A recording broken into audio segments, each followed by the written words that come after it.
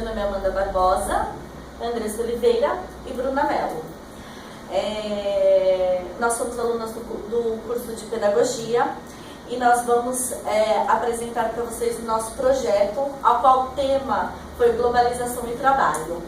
O nosso projeto, ele nasceu por um grupo de professoras, juntamente com a coordenadora desse curso, que é a professora Márcia, o nosso desafio desse semestre foi trabalhar com os alunos da EJA, que atualmente é uma modalidade de ensino que proporciona a educação para as pessoas que não conseguiram concluí-las no tempo regulamentado.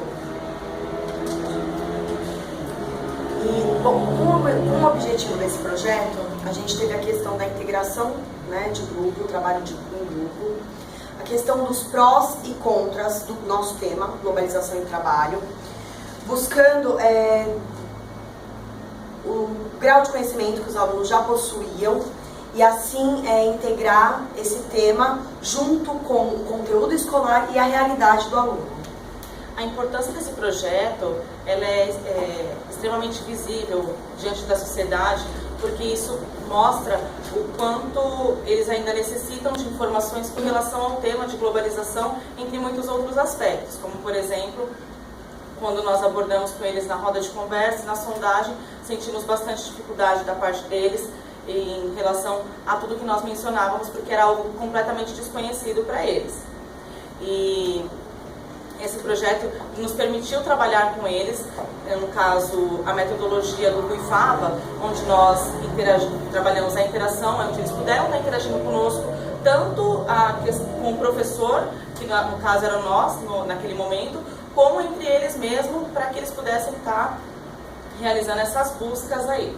E trabalhamos também com eles o método de mediação, porque nem sempre um trabalho ele utiliza somente uma metodologia de ensino. Então nós trabalhamos com eles o método de mediação, que é também do Ruifava, né? Onde eles puderam, que nós professores pudemos estar mediando o conhecimento para eles e, no caso, levantando as hipóteses dos conhecimentos que eles já tinham. E esse trabalho ele foi extremamente importante, porque isso tornou os alunos, no caso, transformou eles de uma forma que eles puderam se tornar pessoas mais críticas e mais, assim, participativas, e eles fizeram questionamentos bem pertinentes quando nós começamos a abordar o tema. Buscando tudo isso, né, agora falando um pouco do referencial teórico, em relação à globalização, como a escola e a família contribuem para a formação de sujeitos consumistas? Isso foi uma das perguntas colocadas para nós, né, conforme cita Fernando Hernandes e Ventura Montserrat, o trabalho com projetos, ele aprofunda a interação dos alunos com os professores. Então ele faz com que o aluno se torne um sujeito ativo na sua busca pelo conhecimento e assim se aproprie desse conhecimento, né?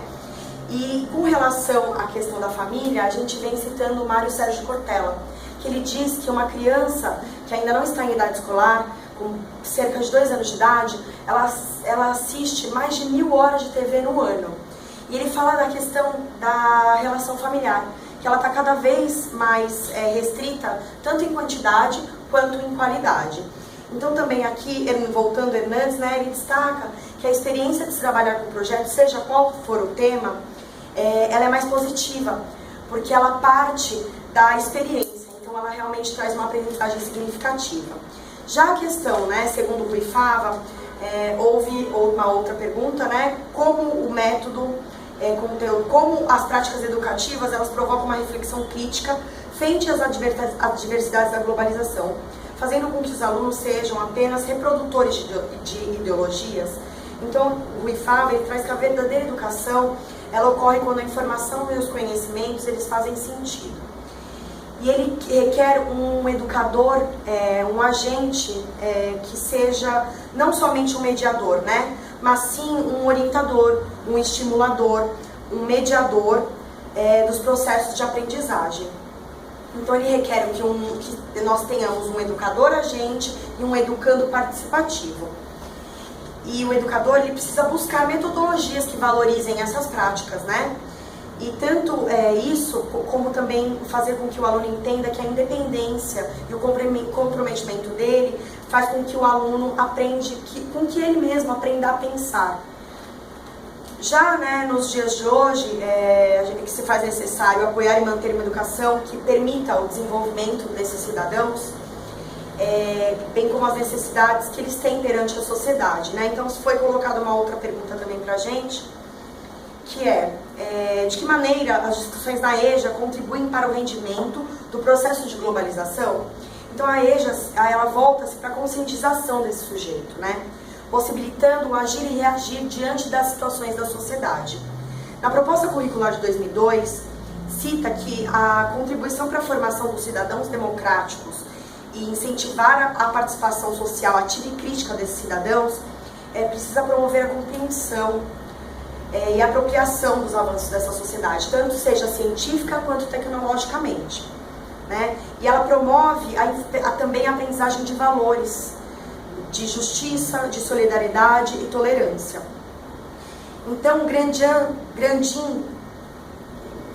Grandin, ele diz que o educador ele precisa reconhecer que o educando, que aquele aluno que está ali, ele é capaz de se desenvolver, né? E que através do seu conhecimento ele consegue transformar-se e transformar também a sua realidade.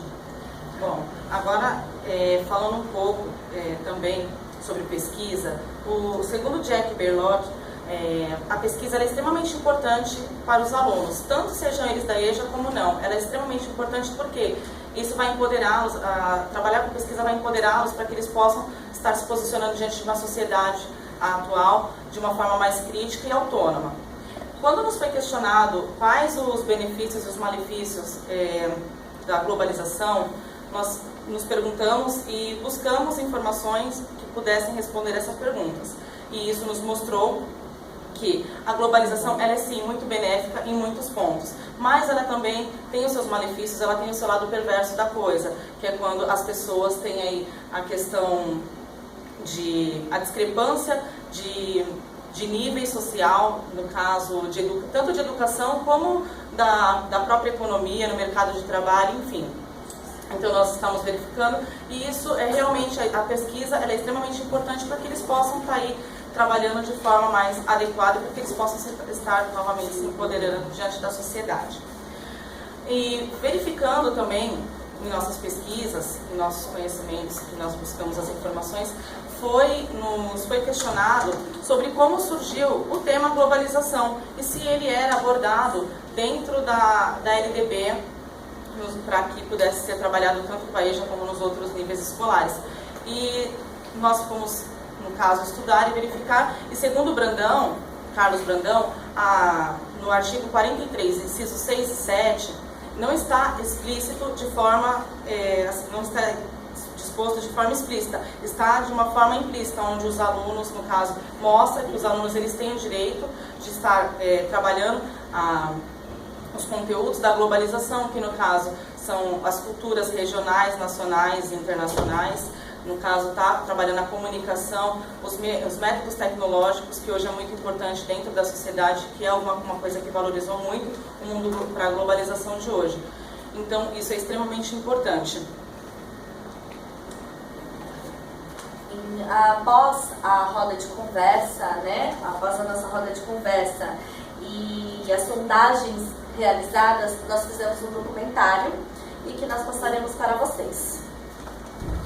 Bom, agora que vocês assistiram o nosso documentário, que vocês têm a opinião de vocês formada com relação a isso, nós vamos falar um pouquinho da proposta de intervenção que nós acreditamos que seja adequada, porém não podemos assim, aplicar de forma efetiva, seria apenas a nossa concepção de proposta adequada para esse tema. Então nós havíamos pensado como proposta de intervenção a questão de trabalhar com eles o conteúdo, que é a leitura e escrita, né?